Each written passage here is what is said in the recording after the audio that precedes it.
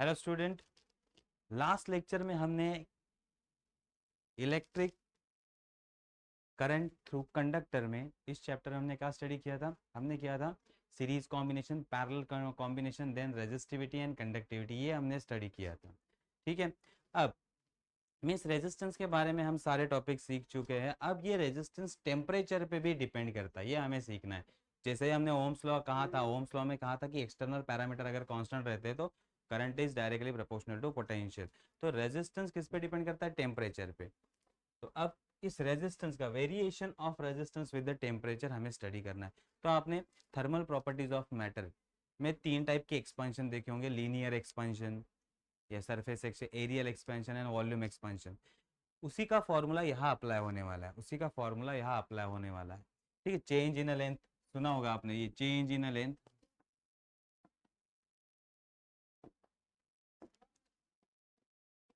change in a length per unit original length is directly proportional to change in a temperature.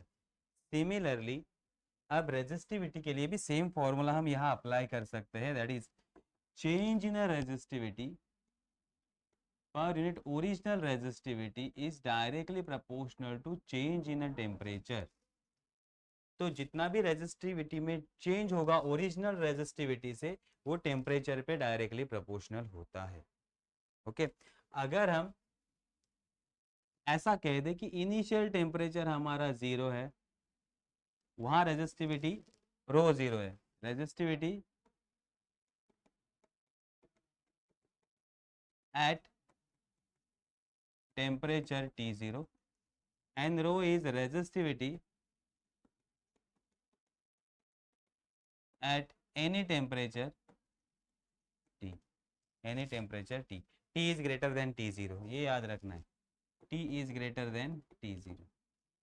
तो अब क्या होगा then? हमारा formula change in resistivity that is rho minus rho 0 upon rho 0 is directly proportional to T minus T0।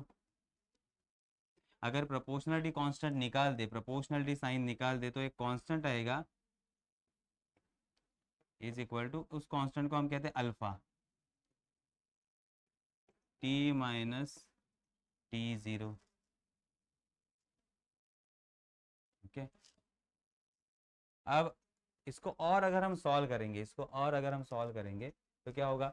Row minus rho 0 is equal to rho 0 alpha T minus T0 and rho 0 को वहां भेज दो तो rho is equal to rho 0 plus rho 0 alpha T minus T0।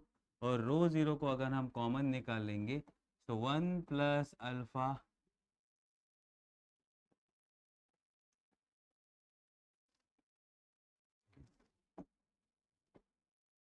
One plus alpha T minus T0, ये हमें formula मिलेगा। तो जैसे हमने एरियल एक्सपांशन का स्टडी किया था, रेजिस्टिविटी भी टेम्परेचर पे डिपेंड करता है। तो ओरिजिनल रेजिस्टिविटी से कितनी रेजिस्टिविटी में चेंज हुआ, वो किस पे, किसको प्रोपोर्शनल होता है? टेम्परेचर। जितना टेम्परेचर बढ़ेगा उतना रेजिस्टिविटी बढ़ेगा। देन हमने इस रेजिस्टिविटी का टर्म ले लिया और इसको सॉल्व किया तो हमें ये फॉर्मूला मिला। अब बुक में ये फॉर्मूला हमें डायरेक्टली दिया गया है, बुक में ये फॉर्मूला हमें डायरेक्टली दिया गया है, that is rho is equal to rho 0 1 plus alpha T minus T0। कहाँ से आया? समझ में आ गया? इजी है। चलो अब हम बुक के लैंग्वेज पे आते हैं हमारा। So resistivity of material is varies with the temperature. कैसे वेरी करता है हमने देख लिया, rho is equal to rho 0 1 plus alpha T minus T0, ये हमारा फॉर्मूला मिल गया। Where T0 is a reference temperature. T0 कहाँ से हम स्टार्टिंग टेम्परेचर लेने वाले, मीन्स अगर रूम टेम्परेचर हम इनिशियल रेजिस्टेंस मेजर करने वाले हैं तो T0 होगा 27 डिग्री या 30 डिग्री, जहां से हम स्टार्ट कर रहे हैं उस टाइम का रेजिस्टेंस क्या होगा? Resistivity eight T0। देन जैसे जैसे उसके आगे टेम्परेचर बढ़ेगा वैसे रेजिस्टिविटी चेंज होगा। तो ये इस फॉर्मूला पे डिपेंड करता है। तो ये हमारा इनिशियल टेम्परेचर है, T0 क्या है? Initial temp. आप 0 भी ले सकते हैं, आप 27 से भी स्टार्ट कर सकते हैं, आप 30 से भी स्टार्ट करते हैं, किसी भी टेम्परेचर से आप रेजिस्टिविटी मेजर करना स्टार्ट कर सकते हैं।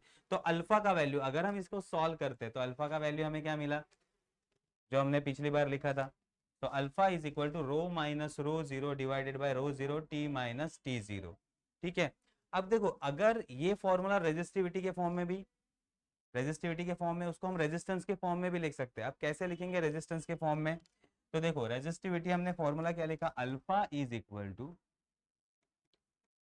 रो minus rho zero T minus T zero. ठीक है, देखो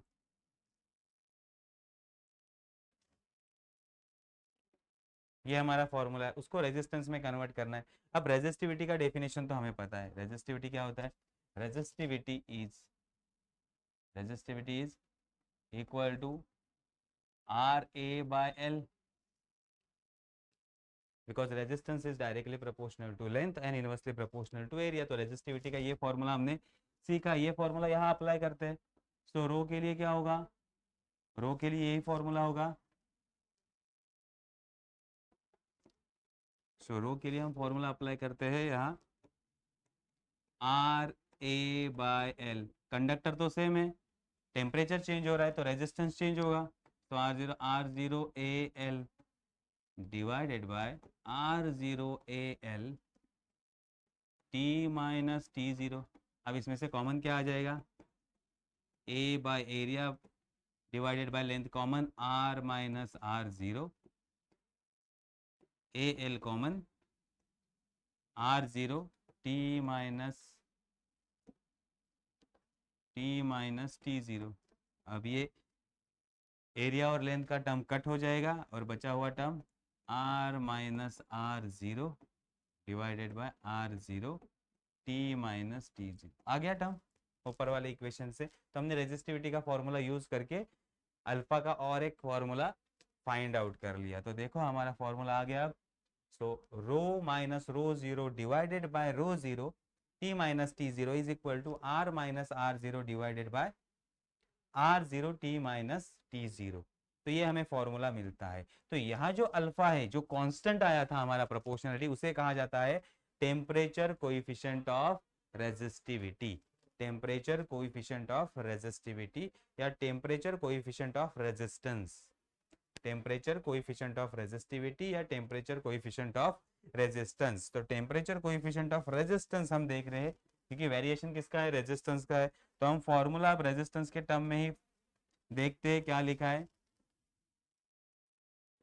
देखो इस फॉर्मूला क्या है, the temperature coefficient of resistance is defined as the increase in a resistance. Resistance कितने से इंक्रीज हुआ, increase in a resistance per unit original resistance. R zero original resistance है, increase in a resistance R minus R zero means कितना increase हुआ। Okay पहले resistance था R zero का value अगर पहले था 5 ओहम, अब आर का वैल्यू हो गया 8 ohm. So R minus R zero आपको क्या दे रहा है, 8 माइनस 5 दैट इज 3 ओहम से रेजिस्टेंस इंक्रीज हुआ।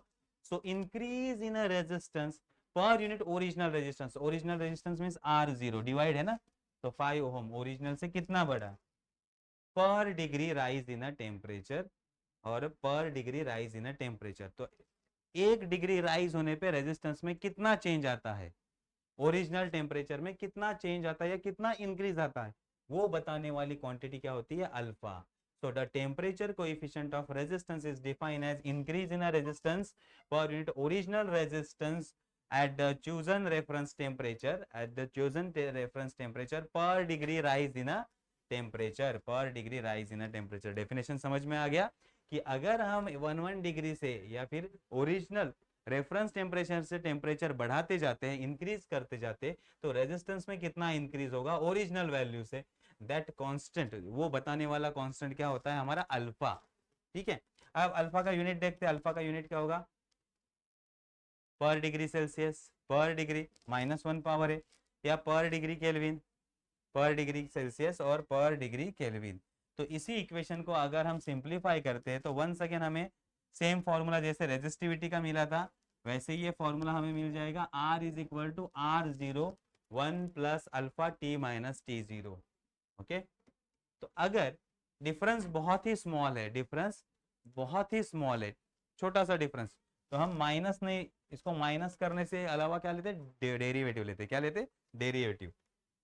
तो यही फॉर्मूला हम कैसे लिख सकते हैं, तो हमारा जो फॉर्मूला था alpha is equal to R minus R0 T minus T0। तो इसे हम कहेंगे D R, change in a resistance, small change in a resistance, और इसे कहेंगे चेंज इन अ टेम्परेचर। तो यही फॉर्मूला हमारा कैसे चेंज हो जाएगा, 1/R0 एट इज जैसा है वैसे ही, 1/R0 as it is, and बचा क्या, dr/dt, ये स्मॉल डिफरेंस के लिए, ठीक है, स्मॉल डिफरेंस के लिए। तो फॉर्मूले समझ में आ गया, रेजिस्टिविटी। ओके, चलो अब हम आगे बढ़ते हैं।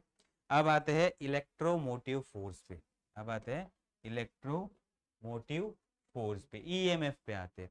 अब ईएमएफ किसे कहा जाएगा, इलेक्ट्रोमोटिव फोर्स किसे कहा जाता है, उससे पहले अगर हम समझते हैं कि हमारे पास एक वायर है, हमारे पास एक वायर है और उससे हमें करंट फ्लो करवाना है, उससे हमें क्या करवाना है, करंट फ्लो करवाना है। तो क्या करना पड़ेगा, इस वायर से करंट जाना चाहिए, तो हमें इसको पोटेंशियल डिफरेंस लगाना पड़ेगा। क्या देना पड़ेगा, दोनों टर्मिनल को या दोनों एंड को पोटेंशियल डिफरेंस क्रिएट करना पड़ेगा। मींस एक तरफ पॉजिटिव पोटेंशियल देना पड़ेगा और एक तरफ निगेटिव पोटेंशियल देना पड़ेगा। अब उसकी वजह से वायर के दो टर्मिनल में क्या आ जाएगा, पोटेंशियल डिफरेंस, और देन चार्जेस फ्लो करना स्टार्ट कर देंगे। चार्जेस क्या होंगे, पॉजिटिव चार्ज होंगे, तो वो हायर पोटेंशियल से लोअर पोटेंशियल ट्रेवल करना स्टार्ट कर देंगे, ठीक है। तो अब ये पोटेंशियल डेवलप कैसे करें, किसी भी वायर में करंट फ्लो करवाने के लिए पोटेंशियल कैसे डेवलप करें, तो उसके लिए कुछ डिवाइसेस होते हैं, उसे कहा जाता है ईएमएफ डिवाइसेस, उसे कहा जाता है ईएमएफ डिवाइस, जो ये पोटेंशियल डिफरेंस क्रिएट करता है वायर के दो टर्मिनल में या किसी भी दो टर्मिनल के बीच में। उस डिफरेंस को मेंटेन करना या उस डिफरेंस को प्रोड्यूस करने का काम कौन करता है, ईएमएफ डिवाइस। अब ये ईएमएफ डिवाइसेस है क्या, batteries, cell, generator, fuel cell, ये सारे क्या है, ये सारे है ईएमएफ डिवाइसेस, जो करंट फ्लो करवाने में हमारी मदद करते हैं। तो जब भी करंट फ्लो करता है तो ईएमएफ डिवाइस क्या करते हैं, चार्ज के ऊपर वर्क डन करते हैं, चार्ज के ऊपर क्या करते हैं, वर्क डन करते हैं, उसके बदले चार्ज फ्लो करना स्टार्ट करता है, उसके वजह से क्या करता है, चार्ज फ्लो करना स्टार्ट करता है। तो ईएमएफ डिवाइसेस समझ में आ गए। ईएमएफ डिवाइसेस कौन से है, कौन से है ईएमएफ डिवाइसेस हमारे पास, that is solar cell, fuel cell, generator, battery, ये सारे क्या है हमारे ईएमएफ डिवाइस है, जो क्या करते हैं, अपनी एनर्जी चार्ज को देते हैं। ये क्या करते हैं, अपनी एनर्जी किसको देते हैं, चार्ज को देते हैं, and then charge work done करता है, चार्ज वर्क डन करता है, ठीक है।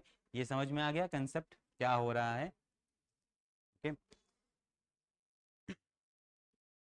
तो अब आते इसको और डिटेल में स्टडी करते हैं अब हम।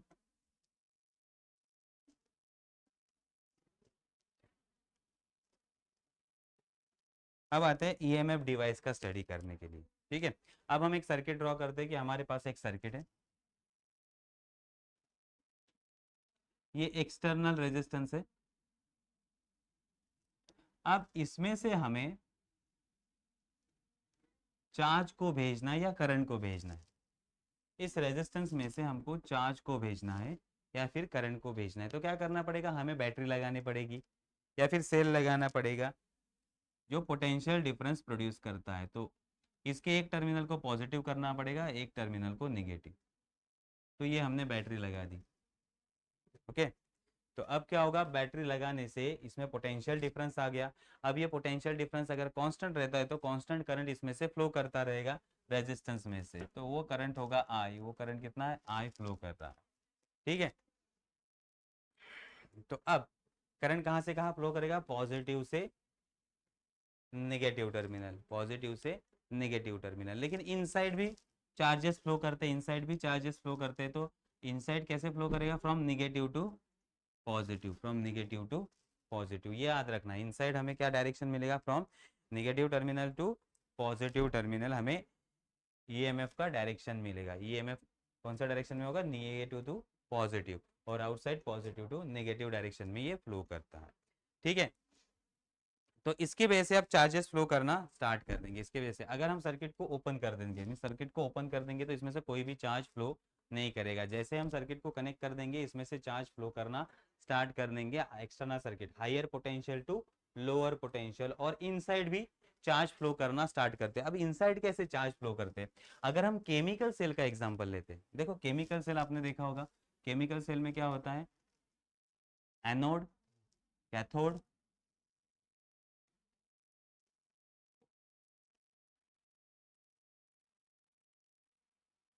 ऐसे सपोज है, और यहाँ इलेक्ट्रोलाइटिक सॉल्यूशन होता है। इसमें क्या होता है, इलेक्ट्रोलाइटिक सॉल्यूशन। तो एक को हमें पॉजिटिव बनाना होता है, एक को निगेटिव। जिसको पॉजिटिव बनाना होता है तो दूसरे तरफ से पॉजिटिव आयन उसकी तरफ आते हैं, पॉजिटिव आयन, और जिस टर्मिनल को निगेटिव बनाना है तो निगेटिव आयन इसकी तरफ जाते हैं। तो देखो फ्लो हो रहे हैं charge from negative to positive की तरफ, यही हम बता रहे हैं, निगेटिव टू। तो पॉजिटिव यहाँ आयन यहाँ यहाँ शिफ्ट होंगे तो ये पॉजिटिव बनता जाएगा और ये नेगेटिव बनता जाएगा। तो इनसाइड कैसे फ्लो करते हैं, तो negative to positive.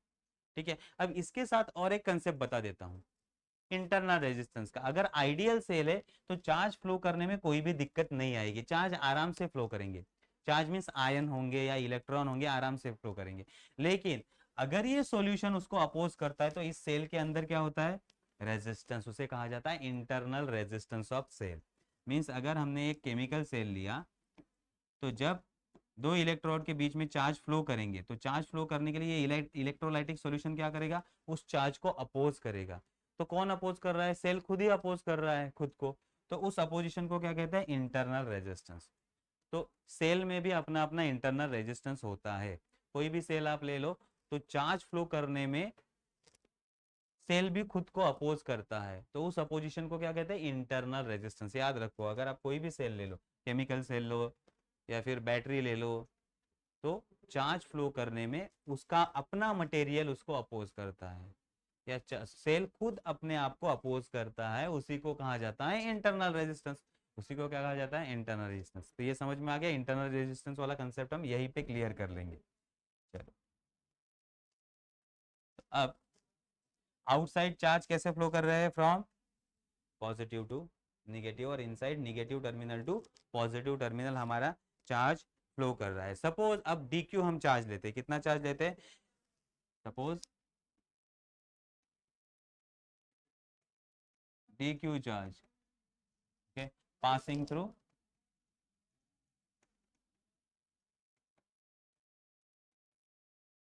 Cross section of wire.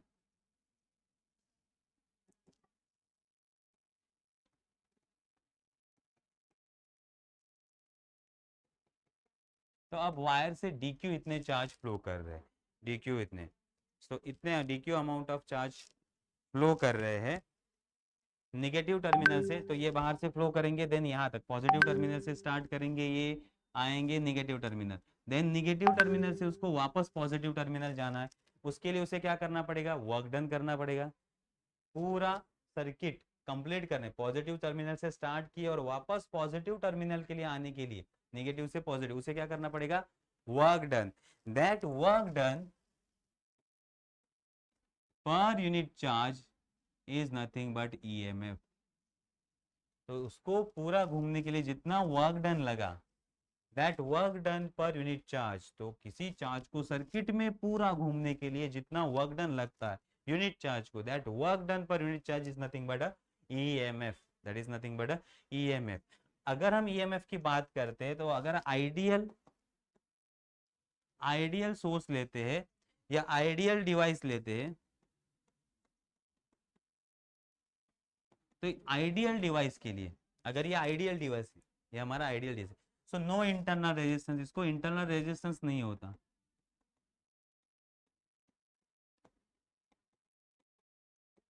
तो इसमें इंटरनल रेजिस्टेंस नहीं है। तो जो भी पोटेंशियल यहाँ से करंट फ्लो करेगा तो यहाँ वोल्टेज डेवलप होगा, V। ओम्स लॉ क्या कहता है, V is equal to I R. इतना वोल्टेज या इतना पोटेंशियल इस रेजिस्टेंस के यहाँ डेवलप होगा। तो इस केस में potential is equal to EMF. कौन से डिवाइस में, आइडियल डिवाइस में। कौन से डिवाइस में, आइडियल डिवाइस में, जिसको इंटरनल रेजिस्टेंस नहीं है। लेकिन रियल डिवाइस में ऐसा नहीं होता, रियल डिवाइस में इंटरनल रेजिस्टेंस होता है। मैंने कहा था सेल खुद अपने चार्जेस को फ्लो करने में रेजिस्ट करता है, उसे कहा जाता है इंटरनल रेजिस्टेंस। तो अगर हम रियल डिवाइस की बात करें, रियल डिवाइस में इंटरनल रेजिस्टेंस होता है, देयर इज इंटरनल रेजिस्टेंस।